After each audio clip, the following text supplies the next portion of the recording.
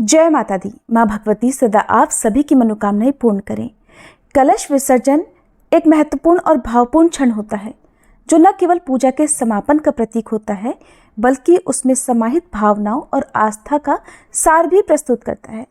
जिस तरह से हम देवी देवताओं का आह्वान करके उन्हें अपने घर पर आमंत्रित करते हैं, उसी श्रद्धा और भक्ति से उन्हें विदा भी करना चाहिए, ये विश्वास रखते हुए कि उनका आशीर्वाद और संरक्षण हमारे साथ सदैव बना रहेगा।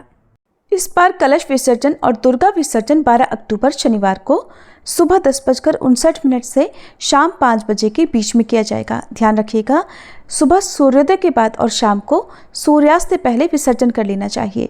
कलश विसर्जन केवल एक धार्मिक क्रिया ही नहीं बल्कि एक गहरा आध्यात्मिक अनुभव है।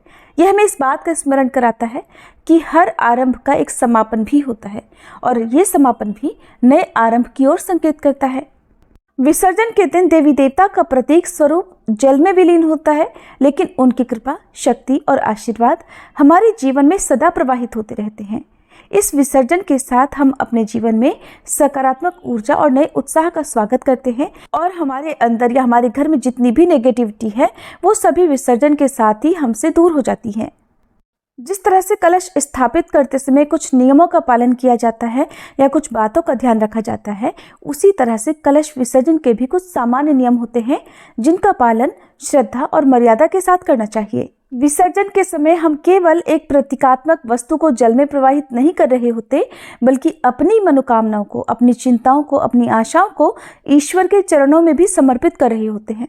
विसर्जन करते समय हम सब को भी इस बात का ध्यान रखना चाहिए कि प्रकृति और पर्यावरण का सम्मान करते हुए विसर्जन की ये प्रक्रिया पूरी की जाए ताकि हमारी आस्था के साथ साथ हमारी जिम्मेदारी भी पूरी हो सके। तो प्रिय भक्तजनों, आज के इस वीडियो में आप जानेंगे नवरात्रि के अंतिम दिन कलश विसर्जन की संपूर्ण विधि के बारे में।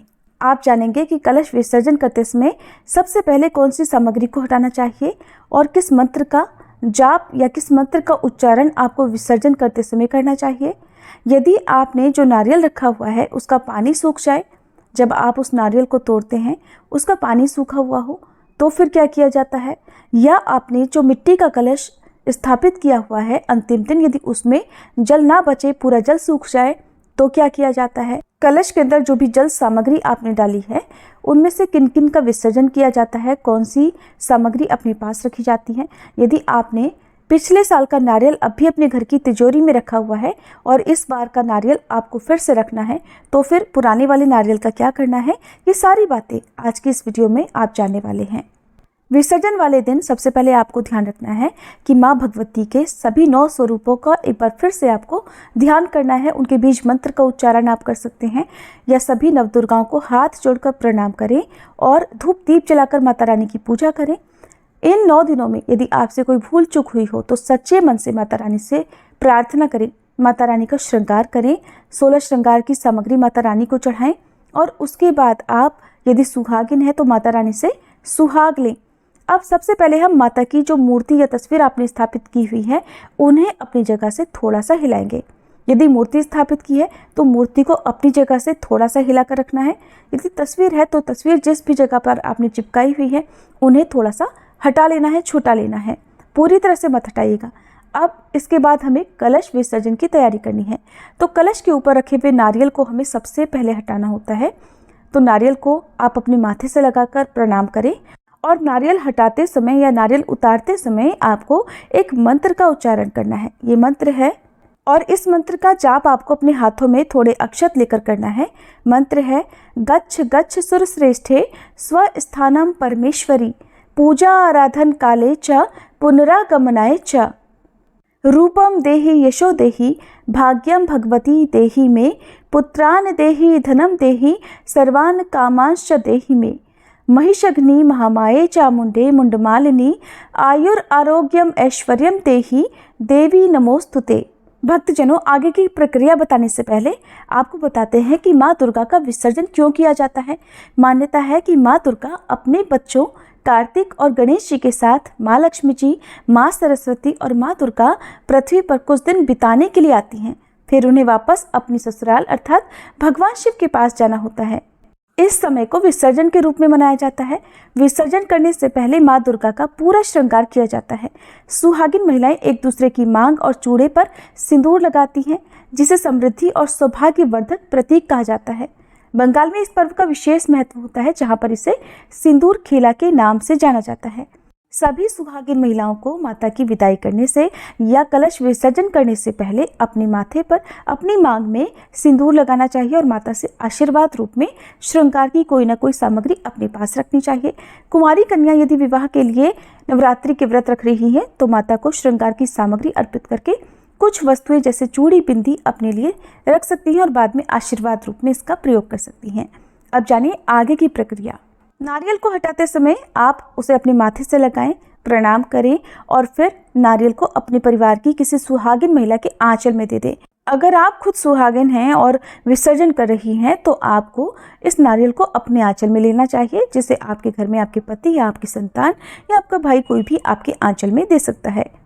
नारियल के ऊपर लगी हुई चुनरी और कलावे को आप हटा लें।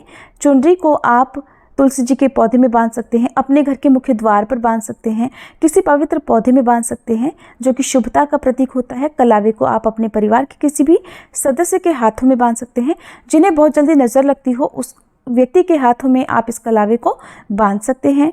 नारियल का विसर्जन कर दिया जाता है।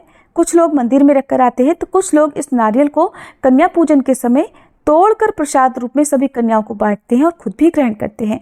हमारे यहाँ पर नारियल को तोड़कर प्रसाद रूप में ग्रहण किया जाता है, इसलिए हमारे यहाँ विसर्जन नारियल का नहीं किया जाता। तो आपके यहाँ जो भी मान्यता हो उसका आप ध्यान रखें।